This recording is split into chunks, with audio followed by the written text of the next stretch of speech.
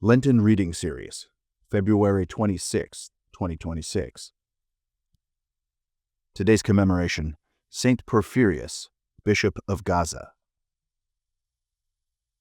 Saint Porphyrius, Archbishop of Gaza, was born about the year 346 at Thessalonica.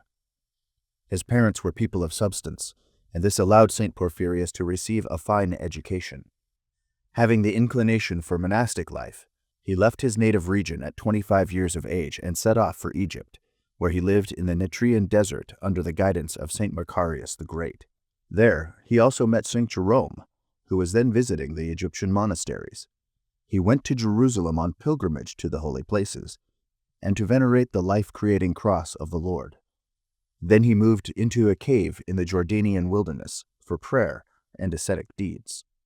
After 5 years, Saint Porphyrius was afflicted with a serious malady of the legs. He decided to go to the holy places of Jerusalem to pray for healing. As he lay half-conscious at the foot of Golgotha, Saint Porphyrius fell into a sort of trance. He beheld Jesus Christ descending from the cross and saying to him, "Take this wood and preserve it." Coming out of his trance, he found himself healthy and free from pain. Then he gave away all his money to the poor and for the adornment of the churches of God.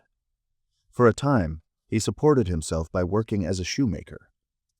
The words of the Savior were fulfilled when the saint was 45 years old.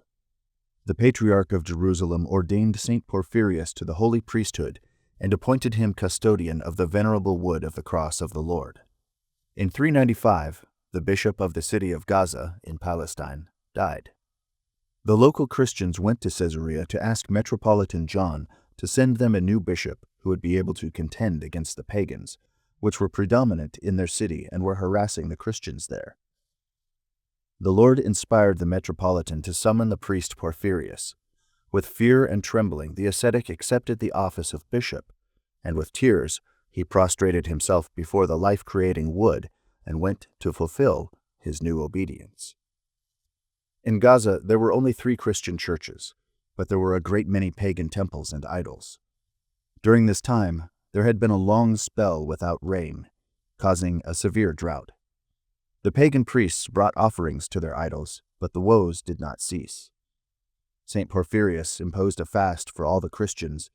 He then served an all-night vigil, followed by a church procession around the city. Immediately the sky covered over with storm clouds, thunder boomed, and abundant rains poured down. Seeing this miracle, many pagans cried out, "Christ is indeed the only true God." As a result of this, 127 men, 35 women, and 14 children were united to the church through holy baptism, and another 110 men soon after this. The pagans continued to harass the Christians. They passed over them for public office and burdened them with taxes.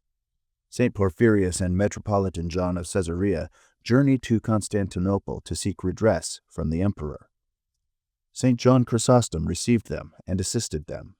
Saints John and Porphyrius were presented to the Empress Eudoxia, who was expecting a child at the time.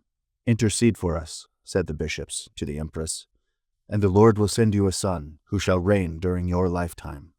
Eudoxia very much wanted a son, since she had given birth only to daughters. Through the prayer of the saints, an heir was born to the imperial family. As a result of this, the emperor issued an edict in 401 ordering the destruction of pagan temples in Gaza and the restoration of privileges to Christians. Moreover, the emperor gave the saints money for the construction of a new church, which was to be built in Gaza on the site of the chief pagan temple. Saint Porphyrius upheld Christianity in Gaza to the very end of his life, and guarded his flock from the vexatious pagans.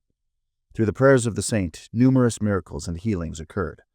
The holy archpastor guided his flock for 25 years and reposed in 420 at an advanced age.